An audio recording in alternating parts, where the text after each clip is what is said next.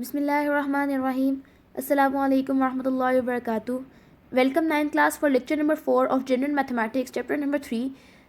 This chapter is about business mathematics. In this video, we are going to cover exercise 3.2, question number 6 and question number 8. So according to your smart syllabus of exercise 3.2, question number 1 part 2, question number 2 part 3, question number 4, question number 6 and question number 8 are included. So this exercise is about discount. Have you seen such type of logos?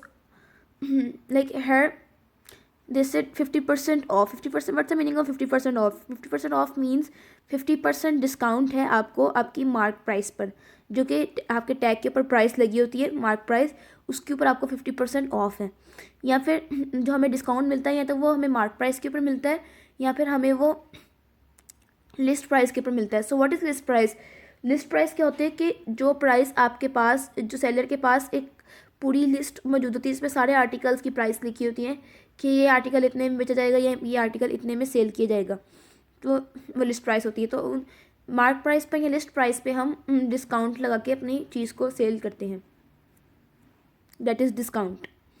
So there are some relations regarding discount.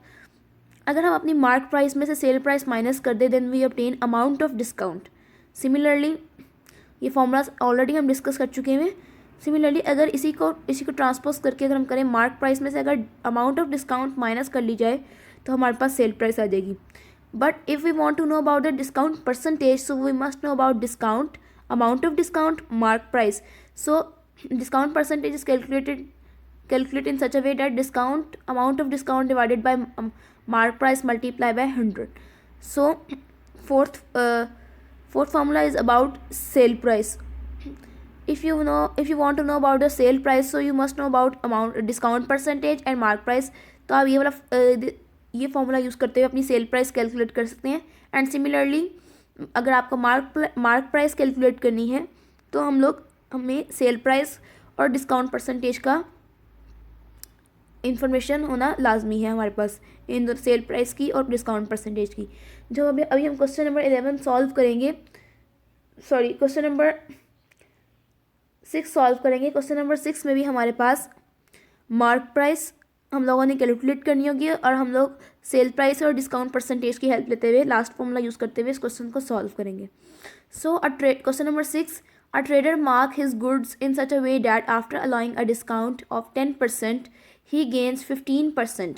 Means अगर एक trader है, एक ताजर 10% discount देता है अपनी जो भी उसके पास आर्टिकल्स हैं उन पर 10% डिस्काउंट दे रहा है, लेकिन 15% वो अर्न गेन कर रहा है.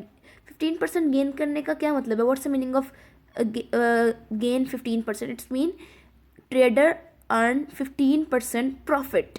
ट्रेडर 15% प्रॉफिट अर्न कर रहे हैं.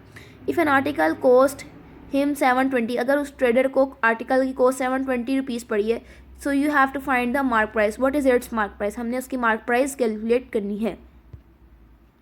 तो मार्क प्राइस कैलकुलेट करने के लिए हम सबसे पहले अपना गिवन डेटा यहाँ राइट करते हैं. हमें क्वेश्चन में कि 3 चीज़ें गिवन है: discount percentage, percentage of profit and cost price. Cost price given है, डिस्काउंट परसेंटेज गिवन है and percentage of profit given है. So discount percentage is equals to 10%, cost price is 720 and profit percentage is 15%. हमने mark price calculate करनी है. जैसे कि आपने mark price का भी फॉर्मूला देखा था कि मार्क प्राइस कैलकुलेट करने के लिए हम लोगों को सेल प्राइस चाहिए होती है और परसेंटेज ऑफ डिस्काउंट चाहिए. तो परसेंटेज ऑफ डिस्काउंट तो है लेकिन हमारे पास सेल प्राइस नहीं है.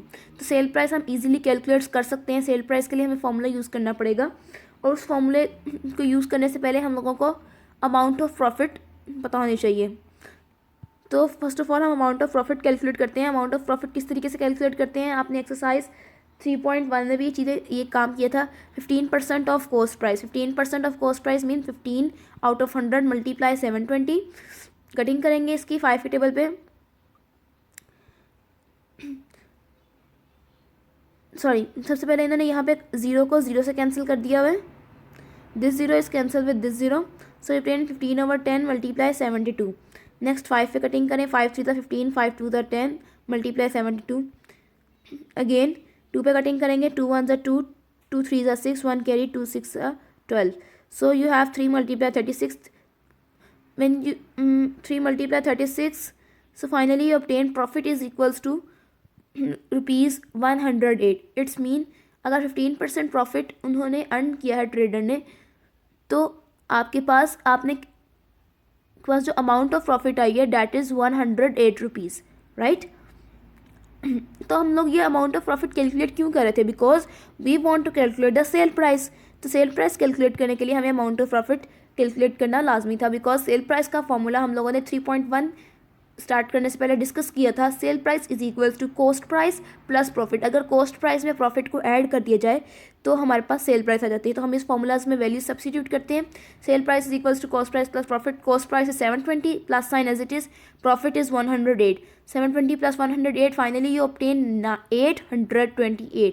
सो basically sale price is equals to 828.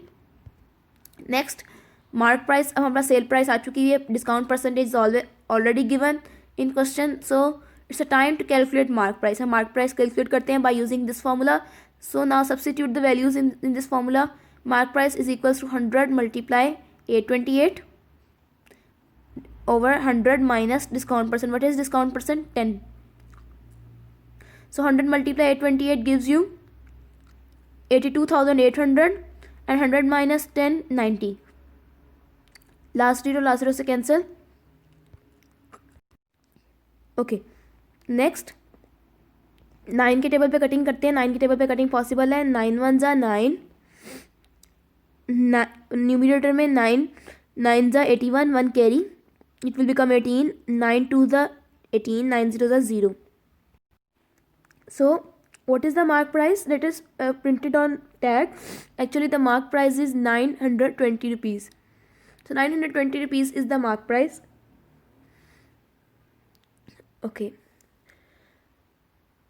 so question number 8 is in your homework, so you should solve the question number 8 by yourself.